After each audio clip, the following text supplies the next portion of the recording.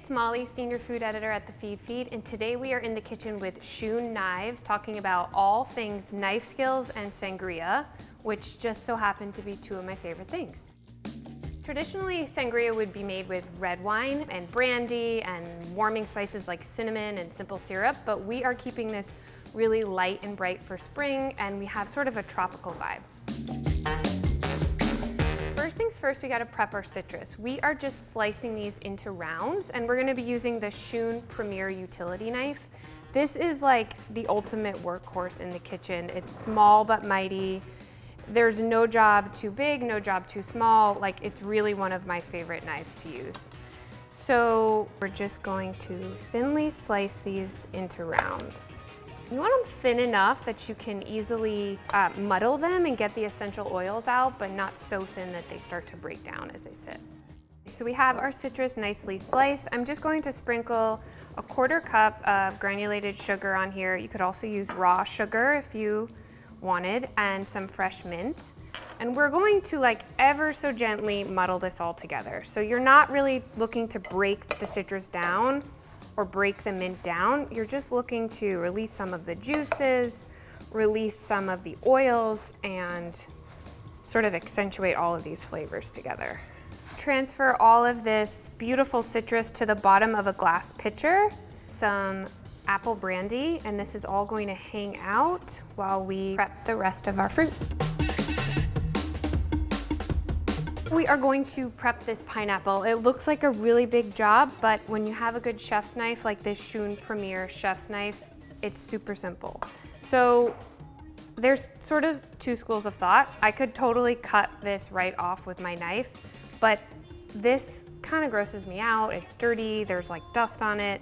So I am going to just get rid of that before I even introduce it to my board. You just twist and pull, it comes right off. And then we are going to make a nice even cut on each side of the pineapple so that it's going to stand nice and firmly so we can trim off the skin. So you'll see this is the core of the pineapple. This is what you don't want to eat.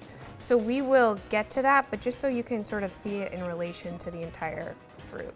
So now we're just going to trim off this tough skin. So you just turn as you work.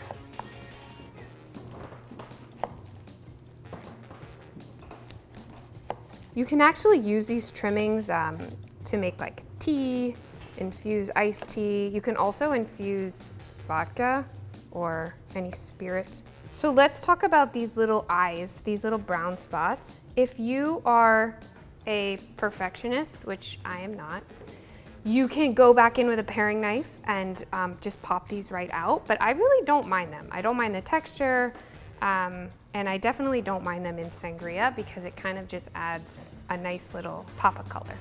Okay, so we're just going to 1/4 the whole thing.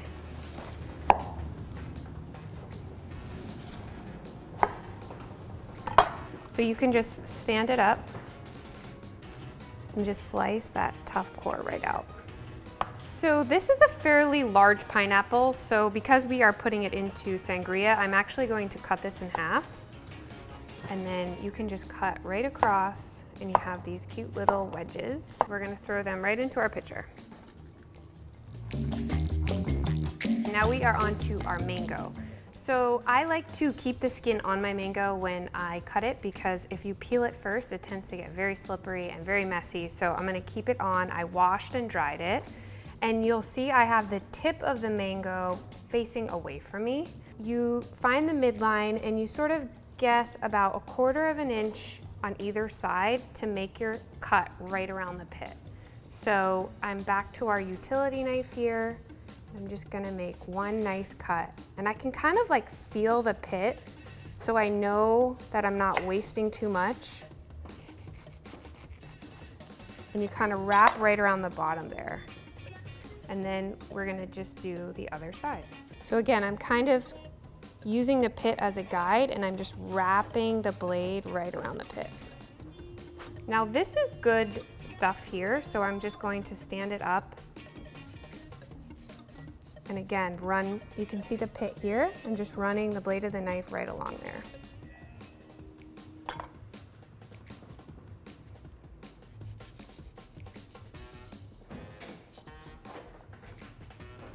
So now I'm just going to carefully trim off the skin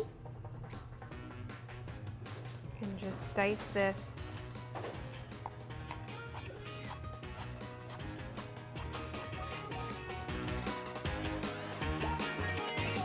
Now onto our green apple. I'm using a green apple here because I really like the acidity, I like the bright flavor it has, and it's gonna pair really well with our dry wine. So it's actually like, probably this is more familiar of a skill than a mango, but it's very similar to a mango. You find the stem and you're just going to trim about 1/4 inch from there on all 4 sides.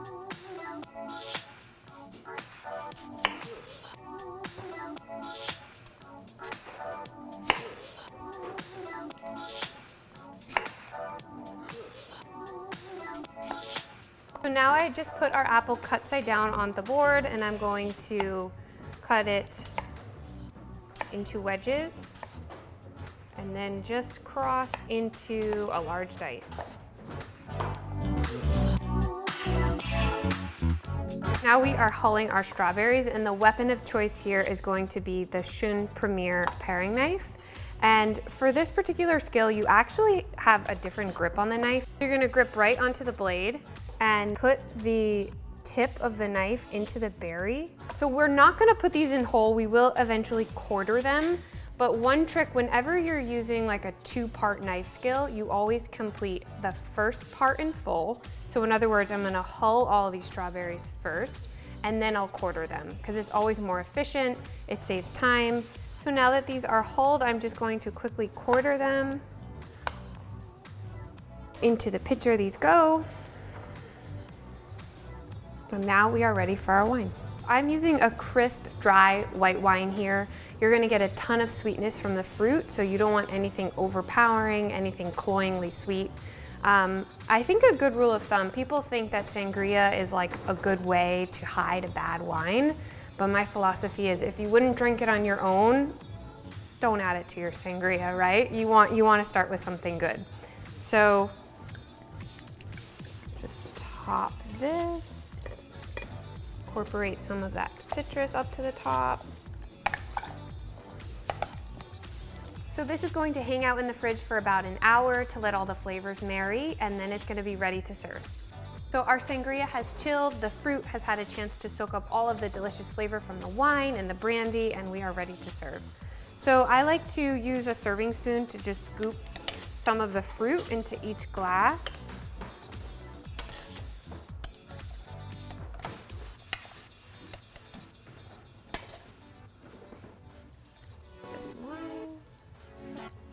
I like to serve it over ice. You certainly don't have to. It's nice and refreshing and light this way.